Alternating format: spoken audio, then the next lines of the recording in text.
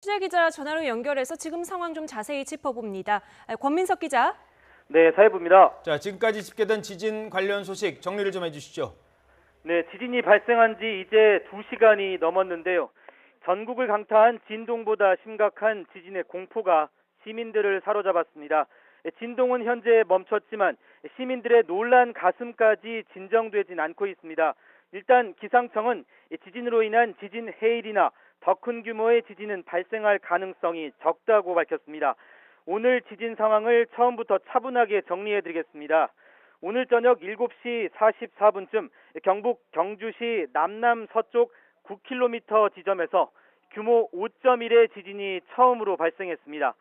이로부터 48분 뒤인 저녁 8시 32분쯤엔 경주시 남남서쪽 8km 지점에서 규모 5.8의 지진이 또다시 발생했습니다.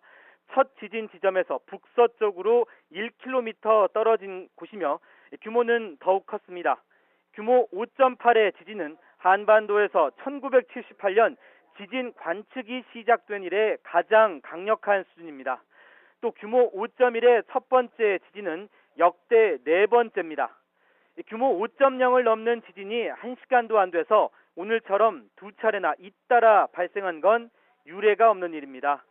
기상청은 이 밖에도 사람이 느낄 수는 없지만 관측 장비로 측정할 수 있는 규모 2.0에서 3.0 사이의 여진이 오늘 22차례나 발생했다고 설명했습니다. 오늘 지진의 진앙은 바다가 아니라 내륙이어서 강력한 진동이 전국으로 퍼졌습니다. 이뿐만 아니라 중국 상하이와 일본 후쿠오카 등에서도 진동이 감지될 정도로 강했습니다. 울산 34층 아파트 주민은 건물이 좌우로 심하게 흔들려 큰일이 나겠다는 생각을 했다고 말했습니다. 또 부산에 있는 80층짜리 고층 건물도 수초간 흔들렸고 안전 문제를 고려해 부산에 있는 63층짜리 국제금융센터엔 필수 인력을 빼고 전원 대피령이 내려진 것으로 알려졌습니다.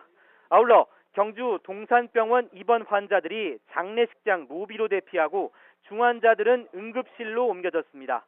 일부 학교에선 자율학습을 중단하고 학생들이 대피했는데요. 경남교육청은 지진 발생 직후 모든 고교에 야간 자율학습을 중단하고 학생들을 귀가시키라고 지시했습니다. 또 부산교육청도 학교장 재량에 따라 학생들을 집으로 보내라고 요청했습니다. 현재까지 당국에 걸려온 신고 전화만 수만 건에 달하는데요. 시간이 흐르면서 피해가 조금씩 늘고 있습니다. 일단 부상자는 현재까지 다행스럽지만 2명으로 파악됐습니다. 규모 5.8의 최강 지진으로 경주에서 부상자 2명이 발생했습니다. 경주시 외동읍에서 넘어진 신발장에 노인이 부상해 구급차로 후송됐고 경주시 건천읍에선 방안 TV가 진동으로 떨어져 할머니가 가슴을 다친 것으로 파악됐습니다. 물적 피해도 이어지고 있습니다. 새로 들어온 소식입니다. 유네스코 세계문화유산인 경주 불국사 일부 유적의 기와장이 흘러내렸습니다. 맨 처음 불국사 관리소 직원이 발견해 보고했으며 경주문화재연구소는 모든 직원을 투입해 피해 정도를 확인하고 있습니다. 아울러 첨성대와 석굴암 등 중요 문화재에도 계측기를 설치했습니다. 다른 피해 역시 적지 않습니다. 경주시 황성동 아파트에 물탱크가 파손됐고 성동동 아파트 상가 기와가 떨어져 깨졌습니다. 또 진안과 거리가 있는 전남 장성군 고등학교의 기숙사 벽까지 갈라졌다는 신고가 접수됐습니다. 창원시 팔룡동 LG전자 물류센터 근처와 창원시 성산구 상남동 일대 수도 배관이 깨지는 등 밤 9시 50분 기준으로 건물 균열을 비롯한 물적 피해 53건이 집계됐습니다. 밤 9시 반 기준 피해가 34건이었으니까 약 20건 정도 증가한 겁니다.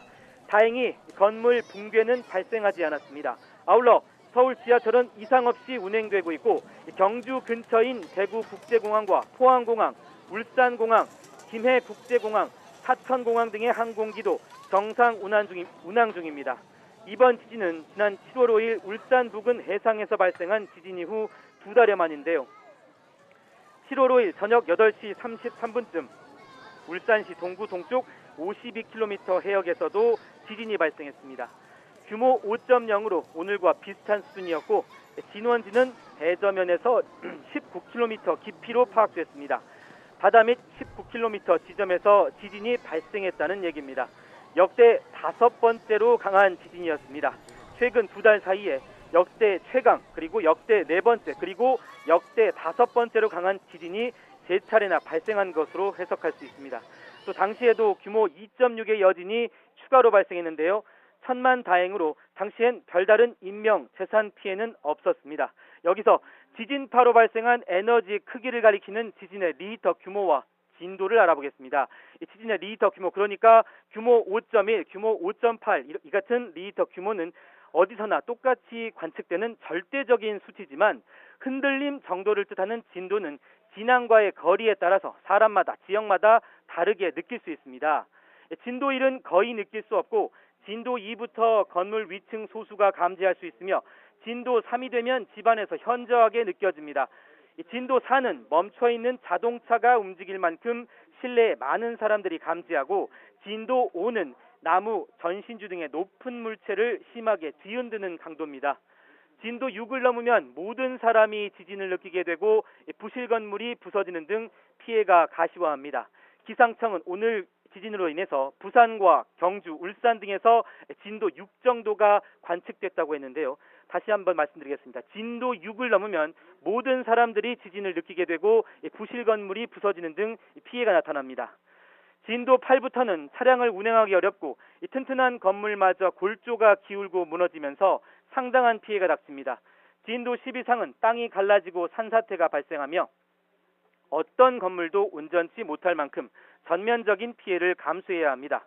규모 5.0의 지진이 내륙에서 발생하면 강력한 진동이 그대로 퍼져서 직격탄을 맞게 되는데요. 당시 7월 5일 지진은 바다에서 발생한 탓에 상당 부분 충격이 흡수돼 피해가 작았습니다. 오늘 지진을 제외하고 가장 규모가 큰 지진은 북한에서 발생했습니다. 지난 1980년 평북 서부 지역에서 발생한 지진으로 규모는 5.3이었는데 상세한 피해 규모는 알려진 바가 없습니다. 지금까지 사회부에서 YTN 권민석입니다.